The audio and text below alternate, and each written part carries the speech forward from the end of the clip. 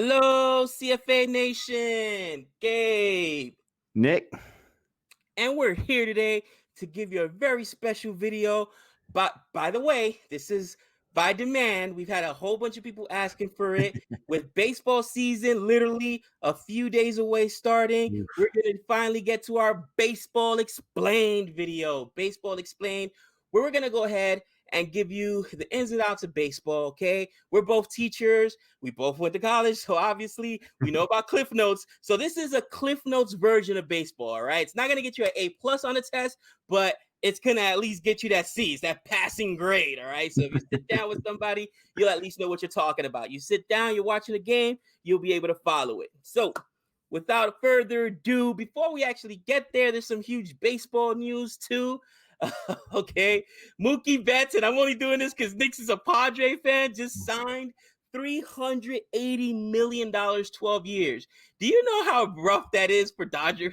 I mean, for anybody in that division. Oh, poor Padre fans, poor Giants. As a Yankee fan, I both loved and hated Mookie Betts. I loved him because he's an unbelievable talent. I hated him because he always performed against my Yankees, and we can never get him out. We can never get him out. So frustrating.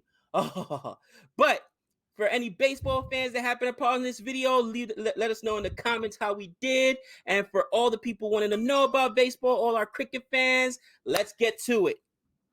All right. So can I just say, I don't know how the Dodgers have nonstop money. That's all I'm going to say. They sign everyone for, over all this kind of stuff. Anyways, so baseball, like cricket, has three main facets to the game. And we got hitting, and in baseball, we call it hitting or batting. Pitching, not bowling, but pitching. And then we have fielding. And in baseball, we call that defense. And all those three facets are not equally as important, but pretty close to. Any of those three facets, if you have deficits in, can lose you a game. So the object of the game of baseball, it sounds so simple. The rules are complex. The object of the game of baseball is to score more runs than your opponent. And in baseball, there are no ties. There are no draws. You play until someone has more runs at the end of those full innings that are played. So each game consists of at least 9 innings. Obviously, rain delays and whatever can cut those short. But in a perfect world, each game consists of 9 innings. You have a top half of the inning and a bottom half of the inning. The top half, you have one side that's hitting while the other side's fielding. And then the bottom half, you have that side that's fielding is now batting, and the other side is now pitching and fielding. So in those 9 innings, if we have a team at the end of all 9 innings, top and bottom, with a lead, they win the game. If we have a tie, they go into extra innings and they play and they play and they play until someone has the lead. So, for example, let's say Yankees and Padres, 12th inning. Padres in the top of the inning, they get 2 runs. It doesn't mean they win. The Yankees get their chance to get those 2 runs tied or to get 3 runs to win. All right, so if you're confused, then don't worry. There's more coming. Baseball is played on a diamond field, even though it expands more into the outfield. There are boundary lines that we call foul lines, foul territory, and there's infield territory. The ball, if it's hit, has to land and has to be in the field, the lines of play, has to be infield. There's no 360 degrees in baseball. It's much smaller. So there's a huge room to hit the ball and not have it be safe and not have it count. There are, like I said, designated fair and foul territories. And the ball, even the home runs, this is an important point, even the home runs have to be in foul territory. So if they're way out there, if they're a moonshot, they look at that foul line that's super tall, and they judge, the umpires do, and the referees judge whether it's in or whether it's out. So let's jump into defense. In fielding, in baseball, we have 9 positions. And some of them are very easy. You have your catcher, who catches what the pitcher's throwing, which is very similar to the wicket keeper. You have your pitcher, very similar to the bowler, but they don't get a running start. They just stay in place and they do their windup. You have first base on one side of the diamond. You have second base and shortstop at the top of the diamond, and you have third base on that lower part, that left side of the diamond. And then you have your 3 outfield positions. You have left field, center field, and right field. So those are the 9 positions. Baseball managers and coaches, sometimes they'll move a left fielder here and there and other fielders, but those are your 9 positions in baseball. Gabe, tell them about pitching, my friend. Now, before I jump into pitching, and we're gonna go jump into pitching now because it's a part of fielding. Okay, it's a part of defense, but each position is designated by a number. So one would be the pitcher, two would be the catcher, three would be the first baseman, four would be the second baseman, five is actually third base, and six is shortstop. Okay. Then we have in the outfield, seven is left field, eight is center field, nine is right field. Why is that important? Well, a lot of times you'll hear the announcers say, okay, that's a 5-4 double play. That means the ball got hit to five, which is third base, then four, which is I'm sorry, then our second baseman took it, then four, and then three, which is first base. So you'll just understand what happened because a lot of times, especially back in the old days before games were televised, people had to visualize the game, so they would be explaining what happened in the play. Now, funny enough, and we're going to talk about this later, okay? They also say our errors. That's a E3 or an E2. One of my favorite players, E5. Yep. Boom. I'm going to put a picture of you here, E5. Edwin Encarnacion. They named him E5 because this guy had more errors than anybody else at third base all the time. All the time. Now, you may ask why they let him play if he makes that many errors. Because the guy rakes. Yeah, he hits bombs. But it's so funny. He was known for his defense was so bad that the commentators or the announcers, affectionately call him E5. It's hilarious because he's an error rate waiting to happen, basically. But our pitcher, which is one, okay, as far as the positioning, our pitcher's job is relatively simple, okay? They want to get the batter out. Now, I'm going to give this to you in layman's terms. The way I explain it to kids when I'm coaching, people make pitching so hard. It's not that hard. You want the batter to swing at the balls and to watch the strikes. It's that simple. Okay, why? Because the strike is in the strike zone, which is an imaginary box that basically goes from the batter's armpit to his knees, and that's the hitting zone. You don't want them to swing at those pitches because it's easier for them to hit those pitches. You want them to swing at anything outside of those. Those are called balls. So if you throw it within the strike zone, it's a strike. If you throw it outside of the strike zone, it's a ball. Really simple. Now, it's easier said than done, okay, but that's a simple way to explain pitching. There are a various amount of pitches, way too much to go here, but I'm going to give you the most common pitches, starting off with your good old number four seam fastball. Okay, straight fastball, it's just gas. Guys are throwing it relatively straight. People say it's an optical illusion that it rises a little bit, but straight fastball, it does what it does. Our second pitch would be our two seam fastball, which moves. Okay, now our two seam fastball, some really famous pitchers have made this thing a beauty. Greg Maddux is one of them. Love to watch his two seam fastball. That thing used to dance. It was amazing. After that, and that's another variation of a fastball, we have our cutter. Our cutter, Mariano Rivera made this pitch famous, okay? It's also a fastball, a little bit less velocity, but what it does is that it cuts into a hitter's hands. So literally they're going to go swing, and at the last moment the ball moves in on the hitter, so they get jammed. A lot of times they break bats. I think Mariano Rivera holds the record for breaking bats. That's a cutter. After the cutter, we have, of course, now we're going to go into our breaking balls. One of the best breaking balls of all time, and I'm going to give Nick a little bit of love here, is by Trevor Hoffman. Trevor Hoffman, he perfected the changeup. His changeup was disgusting. A changeup is a deceptive pitch. It looks just like a fastball coming out of the pitcher's hands, but it's about 10 to 13 miles an hour slower, and it dies at the end. They used to say that Trevor Hoffman had a Mickey Mouse changeup. He used to make players look silly. Funny enough, Trevor Hoffman is the all-time saves leader in Padres history. He's one of the greatest closers of all time, along with Mariano, who we talked about earlier with the cutter. Those guys made one pitch famous, and you could always say you knew the changeup was coming, but you couldn't hit it. Okay, you knew the cutter was coming, but you couldn't hit it, and that's how effective those pitches were. Now we got our breaking pitches. Okay. A slider. A slider is a ball that's designed to either move in or away from the hitter. Okay. basically left to right. It depends if you're a right-handed hitter or a left-handed hitter. Randy Johnson was notorious for his slider. There's a clip of him here. That's what you guys are going to be watching. He is an absolute savage. That slider made him famous. It's one of the most difficult pitches to master. Really, it's a difference of just your finger placement on the ball and finger pressure, so you can decide which way the ball is going to go. After your slider, you have, of course, and most of you guys are familiar with it, your curveball. Now, curveballs, there's different variations. The most famous is 12-6. That's what we're showing here, 12-6 curveball. And just think about a watch, okay? 12 to 6, that means it goes up and then it comes down.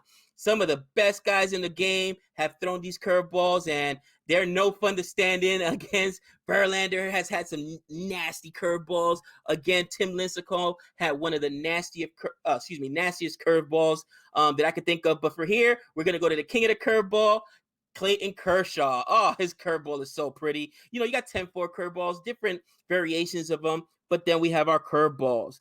That's another breaking pitch. After that, we have our splitter. A splitter is basically is a slower variation of a fastball that just dies. It absolutely falls off the table. You look silly because you're thinking it's going to stay in the strike zone, and then you're swinging at basically a ball in the dirt. A lot of times, if you're to the uninitiated, you're like, why'd you even swing at that? Well, a hitter really has about 2 seconds to make up their mind if they're going to swing or not. Is it a strike or not? Because if you wait longer than that, you're going to swing through it. So you're really trying to read it out of the pitcher's hand. These breaking balls are all designed to be deceptive because, again, you have to worry about that fastball, the good old country fastball, as we call it, which is going to come in at 93, 94, 95, 96 miles an hour. And if you're looking for a breaking pitch, you'll never hit a fastball. You're going to swing through it. That's just how it works. And finally, honorable mention here, the knuckleball. There are too many knuckleballers anymore, but Tim Nasty. Wakefield is one of the nastiest guys. Oh my gosh, some of what these pitches do are insane.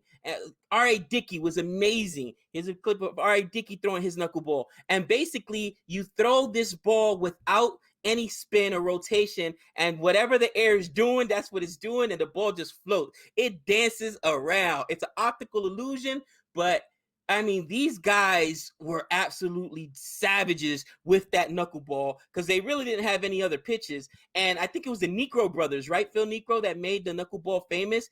I know Nick is a stats guy, so he'll let me know. But that pitch got introduced, and forget about it. It is probably one of the hardest balls. That's the grip to master, or one of the hardest pitches to master in baseball. There's another funny clip, and we'll probably add it to the end of this here, where it's like pitchers trying to catch R.A. Dickey. And you can see how frustrated they are. Catchers trying to catch R.A. Dickey. And you can see how frustrated they are because they're here, and then a split second later, the ball is down here, and they're like, how did it just drop like that? It's crazy. Again, if you know a curveball's coming and you sit on it, you're going to destroy it, okay? Because it's not the speed that gets you, okay? It's the deception. You're waiting for that fastball. Oh, here comes a curveball. And a lot of guys can read spin. I would say about 80% now of these major leaguers can no longer read spin, okay?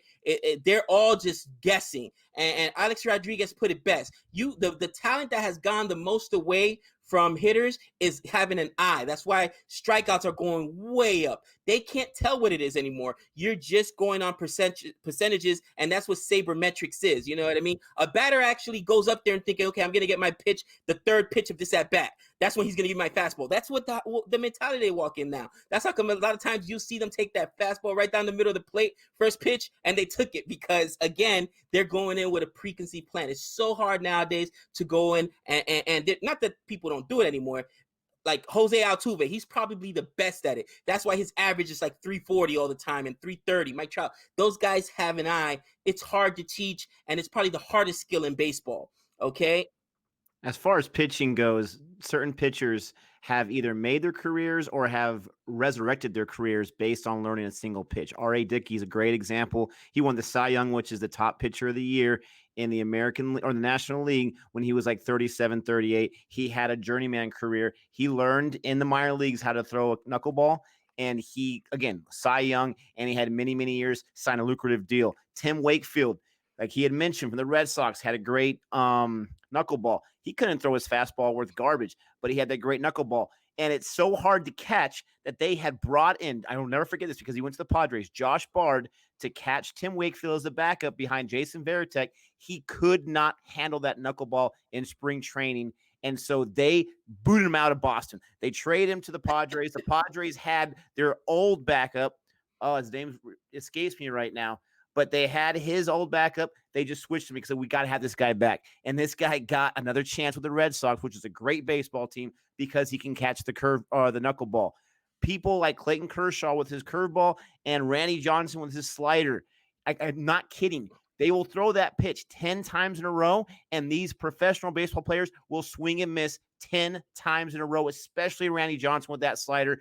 Everyone knew it was coming. And when you watch the clip earlier, it's in the dirt. It's far away. It has no business being swung at, but that's how nasty this guy was. That's how deceptive this guy was.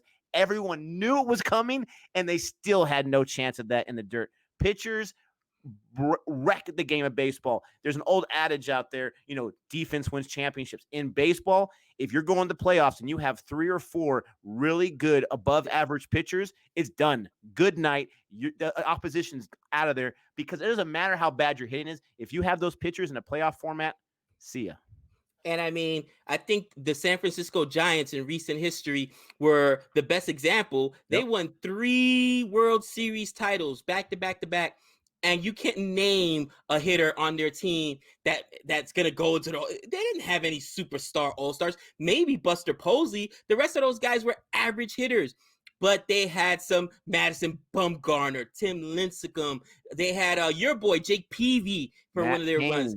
Matt Cain. They had nasty pitchers that just made hitters look silly. I remember listening to an old Yankees announcer who was a player, and he literally said, Paul O'Neill, and he said, if a pitcher can make his pitch every time, I'd never get a hit. Because if you can execute your pitch, a guy's not going to get a hit, okay? Because remember, you've got those 8 defenders or 7 defenders behind you, and you also have the foul lines, which are 2 extra defenders. So by putting the pitch where you want, you can make him, he's just going to foul that pitch off at best. That's just a strike. Moving into our next conversation, how do pitchers get a batter out? Their job is to get 3 outs an inning, get as many outs as you want.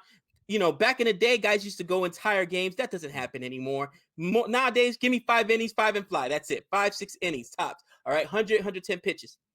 But basically, you can either get a batter out by striking them out, which means they swing at 3 pitches and miss. Okay, they can actually foul those off. Those are strikes. Now, if they foul off the 3rd pitch, it has to be caught and held on to by the catcher in order for you to be out.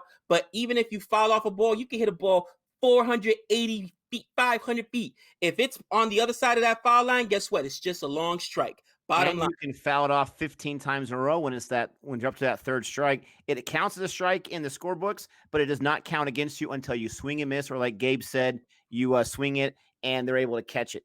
If they foul it off and catch it, exactly. So that would be a strikeout. Then we have a backwards K. A backwards K, because a lot of times you'll hear the announcer say, that's a backwards K, is when you strike out looking. Coaches absolutely hate when you strike out looking, when you're just up there watching the pitch. I already explained to you guys. Why does that happen? The guy's expecting something else, okay? He's looking for a fastball. He got a change, a curveball. He got a slider. He's looking for a breaking pitch. He got the fastball. Backwards K's drives coaches crazy because at least if you put the ball in play, something can happen. The fielders have to come in the equation to get an out. But when you're just watching it, forget about it. It's done. All right. Next, you can hit the ball directly to a fielder. If the fielder catches that ball before it hits the ground, either by it's a pop-up, a fly ball, a line drive, as long as it doesn't hit the ground, you're out, okay? First pitch, 3rd pitch, doesn't matter. You're out. Really simple. That's the next way a pitcher can get you out. The next way they can get you out is if you hit the ball on the ground and the defender, and again, most of the time when on the ground, we're talking about our infield, either our first baseman, second baseman, shortstop, or 3rd baseman makes the play. They're able to field it cleanly and throw to the ball ahead of you. That's called a force out. They're forcing you off the base before you get there. The ball beats you before you get to the base, you're out. Okay. Now that's that's basically the pitcher's job. Did I forget something there, Nick? Yeah, so let me just throw in a few more here for how to get out. Um, so there's many ways to get out. Those are the ways the pitchers can get you out. But a runner can get himself out by making a foolish play on the bases. So one is called a pickoff. Man on first base, second base, third base, what have you. And they're always going to take that lead towards second base because if the hitter on my team is going to hit it, I want to be able to get to that next base as soon as possible. And a lot of times, if the batter hits it in the air and I'm not sure it's going to be caught, I'm going to go halfway between first and second and see if they're caught or not caught to advance or go back. And so they're always going to take their lead. Some players are really good, really fast. They're going to go for that stolen base. And so the pitcher has to keep those hitters, those base runners honest and has to be aware of what they're doing. If the pitcher is so locked in on the batter and is not paying attention to the runner on first base, you can have the slowest guy in the world. You can have me, for crying out loud, steal a base on that guy because he's not holding me. He's not keeping me honest. And so some pitchers, not only do they have some of the best pitches in the game, like a left-hander Clayton Kershaw, but they also are nasty when it comes to picking off because they're sitting there, especially a left-hander, they're facing the guy at first base. So they're looking at him the entire time. And all it takes, as long as they keep their front side pretty straight, they can just either go to the base or they can do their windup and go home for the pitch. And so you really have to wait till the last possible second when they start to make their position forward as a base runner to go. So anyways, you can get thrown out by being picked off when the pitcher throws it to first and you were too far away from the base or you were going for a stolen base. Usually it's an easy out. Every once in a while, that runner is so good that they can get to second base still on that stolen base, even though they're trying to pick him off. Another way to do it, there's some crazy rules out there. So I'm on first base. Gabe's up there to hit. He hits it far. I'm not paying attention. I'm running. They catch it. If I don't get back to the base I was at before that hit was made, then I'm out if the ball beats me to it. Another way is, this is the craziest rule in my opinion, is if you have a runner on first and second. Let me see. Here we go. First and second, and the ball's hit by the batter and we're running. If the guy at first is fast to the guy at second and laps him, passes him, automatic out. You cannot pass the runner in front of you. And so you really got to be careful and mindful of what you're doing at all times. You have to touch each base when you round those bases, going from first to second to third. You have to literally touch it. You can touch the very side of it with the tip of your shoe. Some guys are super skilled with that. You can touch right on top. You can do whatever you want. When I was in Little League, they always teach you, if you're rounding the bases, to, when you get your foot on that base, to push off of it because the base is elevated a little bit. So you get the top corner of it and you help that get you a little faster. I'm not sure if the major leaguers do it. That was just some tutelage I got. If you are, if you're at first base and the guy pops it up again, you can tag it up, which means once the ball is caught in the outfield, you can then advance to that next base. Very few times does it happen from first to second, but from second to third, and especially third to home, you can tag up. And if you're from third going to home and you stay on that base until they catch it, and then you just push off and go home before the ball beats you there, then you can get a run that way. That's totally legal. You just have to be careful when you're on the bases. We also have the double play, which is, every fan's dream in fielding, where you have those force outs that Gabe talked about.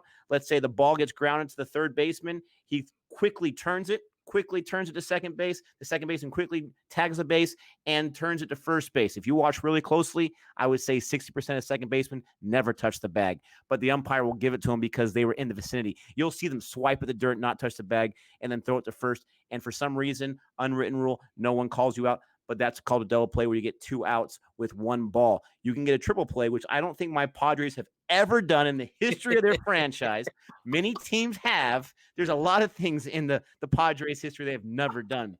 But a triple play has to happen so quick. Usually it's a quick shot. It could be a line out to me and I tag third base, go to second base. But the traditional way is a ground out to third base. He touches his base for the force out second and then first. Hopefully that guy going to first, the batter, is super slow like Nick here, and you can get him in a triple play. I'm trying to think. I think those are all the ways you can get it out, but those outs are super important, like Gabe talked about, because in cricket, you bat as a batsman until you are out, until you lose that wicket. You can go for hours. In baseball, you have that one at bat every 9 times throughout the game. So typically you're going to get to bat 3, 4, 5 times. And if you get out, then that's one of the 3 outs for that inning. If your team just keeps batting and just going around the horn and just keeps batting and scoring 10 or so runs, the inning can go on forever until that 3rd out is made. So it makes things very, very interesting.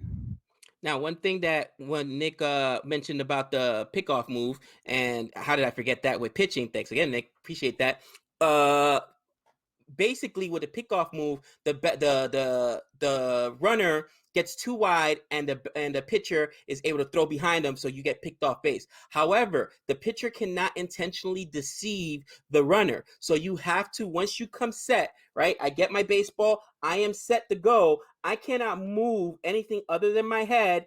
And then if I am going to throw to the base, I have to step off of the rubber on the mound before I make my move. So that's why we say some guys' moves are so good, because you're trained at a very early age. I don't care about the pitcher's hands, okay? Because he's not going to be able to throw, especially a right-handed pitcher, because guess what? His back is to me. He's not going to be able to throw to my base unless he steps off. So you're trained to look at his leg. And if you see that back foot move before the front foot, that means they're stepping off to throw. So you just, like you said, have to be paying attention.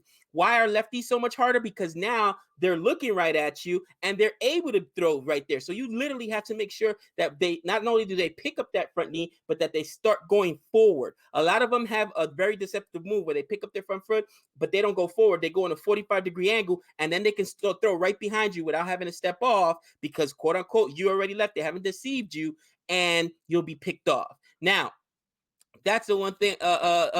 One last part of pitching. There's a lot of little different intricacies here or there, but I think we covered most of it. Now, moving on from those triple play, let's talk about offense for a second. Okay, let's talk about offense for a second. Okay, love it when they score some runs. Okay, unlike cricket, you have one batter at a time, not two. You don't have a partnership. You have one batter at a time, and the batter's job is very simple: get on base. Now, I said get on base, right? Not get a hit, get on base. Things have changed really after Billy Bean and Moneyball took a hold of the league, sabermetrics, where they realized that a walk is just as good as a hit because you're going to get a batter on base, and you want more batters on base when guys do hit home runs or hit doubles or hit triples, whatever it may be. So the first way you can get on base, and it's funny, I'm going to talk about this, is by a base on ball. Okay, base on balls mean you are watching bad pitches, right? Balls in the dirt, balls above the strike zone, outside of the strike zone, sometimes inside the strike zone, right? And you're watching, you have a really keen eye. Guys are still really good at this. Right here, we're going to show Joey Votto with he's the king of walks right now. Back in my day, Kevin Youkilis, the Greek god of walks, I hated him as a Yankee because he was a Boston Red Sox. This guy had an unbelievable eye. Uncanny how much this guy could get on base. Okay, that's why they called him the Greek god of walks. It is a valuable thing. Walking. To me, walking is even more valuable, I would say, than at least getting the single, if not a double. Why? Because there's no defense against it. You can't defend against a walk. If your pitcher throws 4 bad pitches and they're all balls, I get that base awarded free. Where even if I hit a great ball in the gap, a single, I can be thrown out. There's no defense against a walk, which is why drives pitching coaches crazy. It drives managers crazy at every level. For any young guy that wants to be a pitcher, my son knows this included, doesn't matter. You go out there, you throw strikes. You get blown up, you got blown up. But what you never want to do is, walk the bases loaded or walk in the winning run, the tying run. It drives managers crazy. You don't want to give away those free bases. The problem with walks before sabermetrics is it's not sexy. It's boring in the stat sheet, but it's so important. The next type of way for a batter to get on base is by the good old hit. You can get a hit, which means you hit safely. You can hit it 3 inches in front of you. And if you get to first before they throw you out, it's a hit. You can get a home run, hit it 500 feet. That's called a hit as well. So in baseball, not to confuse anyone, a hit is anytime you hit safely on base. A walk is not a hit. Hits Batman is not a hit. But there's different types of hits out there. You have your singles, which means you just got to first base. And we've seen some 350 feet singles where it just hits that, caroms off that wall so quickly. The fielder's in perfect position. The runner's not fast enough, and they're held to that long single. A double is where you hit it far enough or good enough to where you're able to get to second base before they throw you out. A triple is where these ones don't happen as often, but they'll happen every single season. They'll happen every single week where you hit it into a certain spot, usually a sweet spot in the field, and it just bounces around and you're able to get to third. without being thrown out. And then, of course, the home run, the traditional over the fence, or sometimes you have the inside the park home run, which is probably, for most people say, a very exciting play where you hit it, and even more like a Speed, triple, baby. you got speed, and it's a very exciting thing when you got that fast guy and he's rounding third, and they're picking up the ball now because it got caught in some corner or something, and the throw gets in. Doesn't happen too often when you get it inside the park of the home run. What does it show on the stat sheet the next day? HR, home run. Home run. No difference in a regular home run. And so, like I said, besides the home run and whatnot, those are the different ways that you can get on base by hits. Now, Nick explained that beautifully. First and foremost, yeah, it's fun to see the fast guys. And in one of some of those clips, you guys saw Billy Hamilton there. This guy's a speed demon. We'll talk about him in a little while. Can never really hit well. If this guy could actually hit, my gosh, what he could do with his speed. I mean, I've seen Billy Hamilton. You want to talk about tag up? This guy tagged up on an infield fly. Okay, it was literally behind second base, a You couple see feet. what my boy Tatis did last year? Woo! Yeah, Same Tatis thing. got speed. You know what I mean? But that's what I mean. That's more exciting. But you like to see the big guys go. Prince Fielder got an inside the park home run. That was beautiful, beautiful. I think, if I'm not mistaken, Bartolo Colon might have one. Big fat, big sexy as they call him. Oh, it'd be so fun. But in any event, there's one more kind of hit, and if you can master this, and guys, young kids, know this. If you can bunt, you have a position on the team. Bunts will absolutely kill you, because a lot of times it's a lost art nowadays. There were guys that perfected it back in the days. Very few guys can bunt, but if you can bunt, you're putting the ball in play. And as I said earlier in the video, once you put the ball in play, defenders have to make plays to get you out. It's better than striking out. So if I've seen that my Yankees do it all too often. You've got a man on third base with no outs, and we can't get him in because guys are swinging for the fences and cannot put the bat on the ball. If you got a good guy that can bunt, you're scoring them. Now, speaking about bunts, there's a few different types of bunt. You can bunt for a single, which is I'm just trying to get on base. Billy Hamilton, D. Gordon. I'm not a good hitter, but I know if I can get it on the ground, I got a 50-50 shot, or if not better, of beating that, getting to that base before they can throw me out.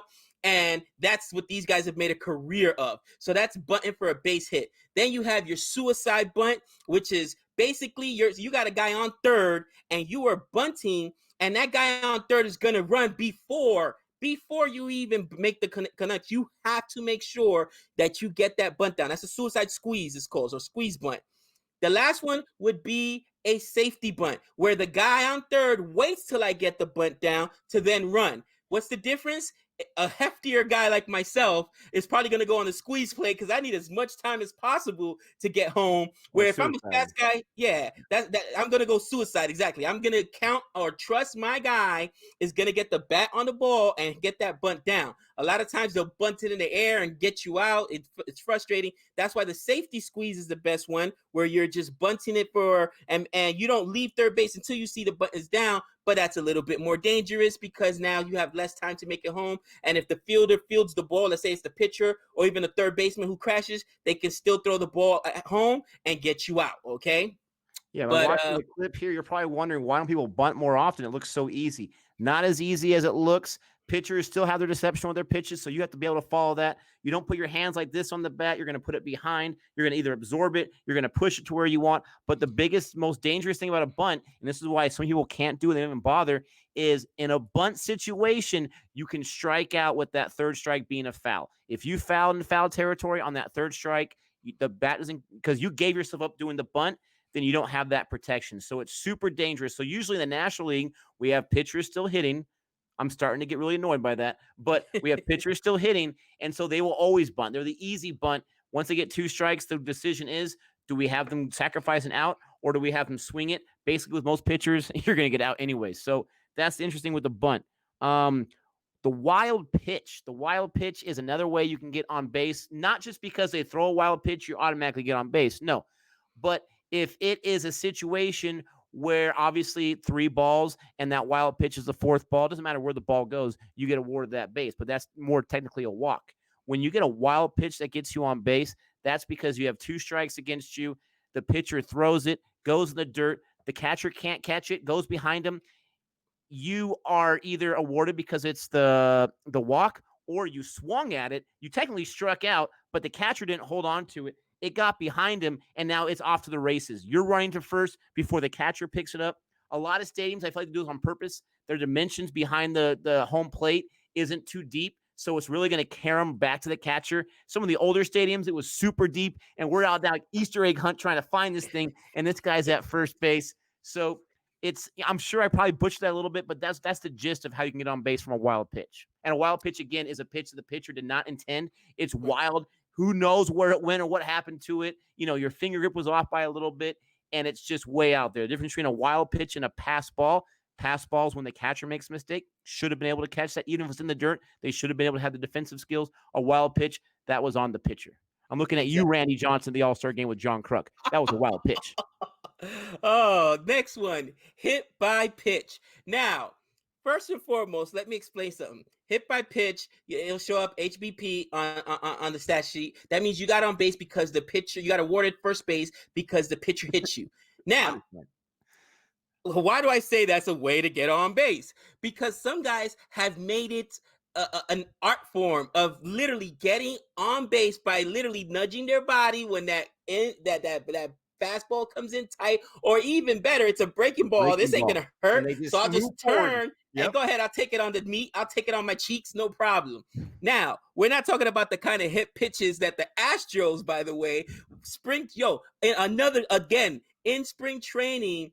Just yesterday, I'm not sure when this video dropped, but in spring training, guys, 3 Astros got hit, and these games don't even count. I bet the only people in the world that are happy that there's going to be no fans in the stands are the Astros, because they are the most hated team in Major League Baseball right now. I actually feel bad for them. And here's the thing: the Astros that were hit were George Springer, Jose Altuve, and Carlos Correa. So there's no mistake if, was it on purpose? It was on purpose, cousin. Hold that. So what I say is, yes, it's a way to get on base, but it's a painful way to get on base, okay? There's easier ways to make a living, all right? And who was the Astro legend of hit by pitches? Oh, that's Biggio. Yeah, his son's playing for the Blue Jays right now. This guy got 3,000 hits and probably 3,000 hit by pitches. This guy took serious punishment. Oh, maybe they need to bring him back to show these Astro hitters how to get hit, because today I don't understand what George Springer was thinking. It came up and all he was able to do was move his arm. It glanced off his shoulder and hit him in the head. That's one where you just got to completely duck out of the way. I'm like, bro, it's not worth it. Let it go over you. Turn your body and take it at least on the back of the butt. Oh my gosh. But all jokes aside, I hope that no Astro gets really hurt this season, because we have seen guys get hurt in the past. But I would have thought that the amount of time the baseball players took off, spring training getting canceled, it would have been in the back of people's minds. And, people have more important things in the world to worry about than the fact that the Astros cheated. Yes, I'm saying cheated to go to the World Series and twice, actually. But yeah, these guys haven't forgotten. Oh, it was ugly. And the last way to get on base is by errors. We talked about errors earlier, okay? E5, affectionately known as E5. Why they call him E5? Because he plays third base, right? 5th position, and he makes a lot of errors. Errors drive, again, everyone crazy, but that's why you never want a backwards K, because at least if you put the ball in play, the fielder still has to make the play.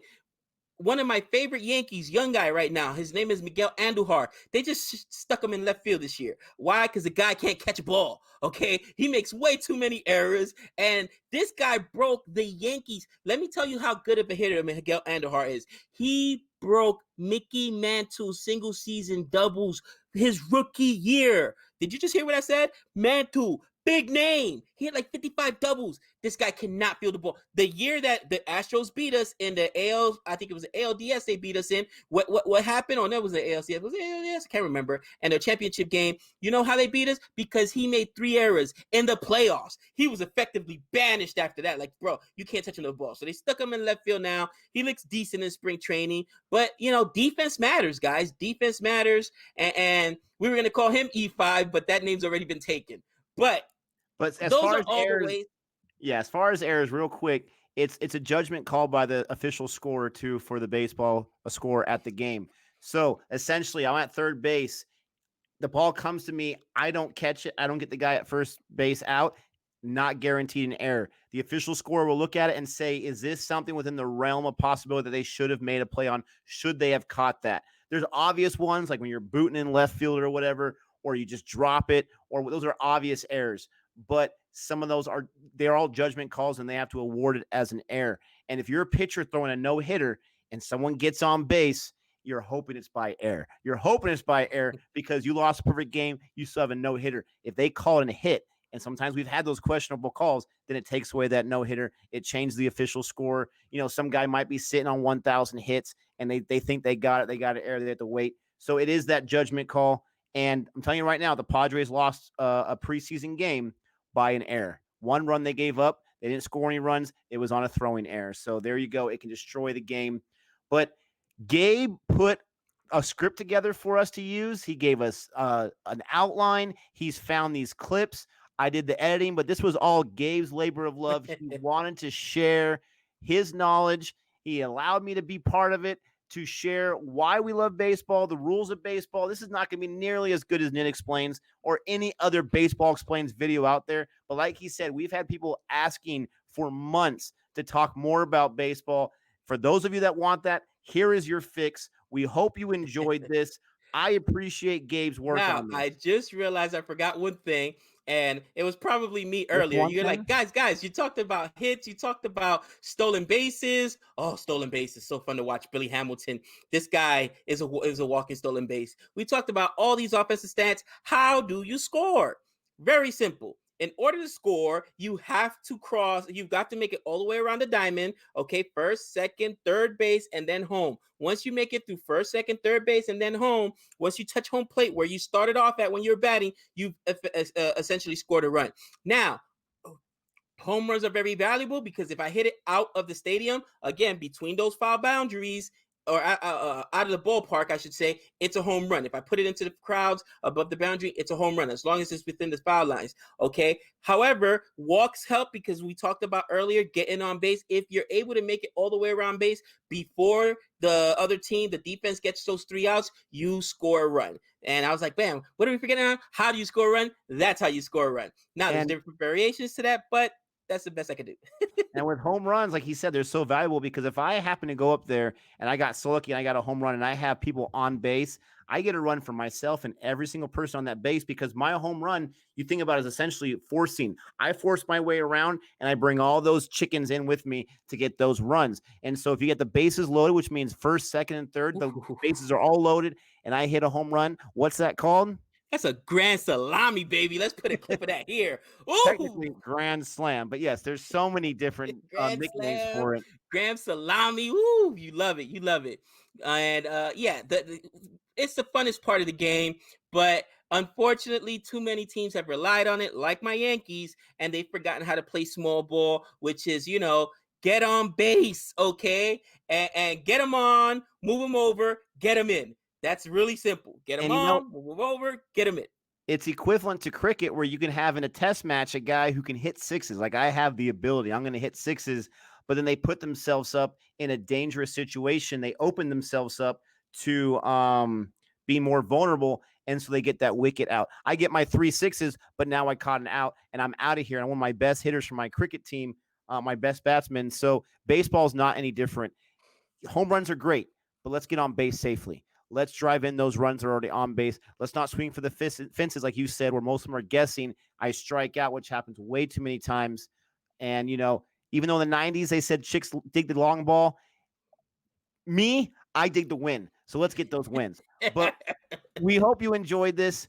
Let us know in the comment section. Let us know what we missed. I'm sure there's a whole lot we missed. We hope you come back for more videos. We're so excited that you are here today. And don't forget to like and subscribe. Until next time. That's 6 runs. Or maybe it's a grand slam. Woo!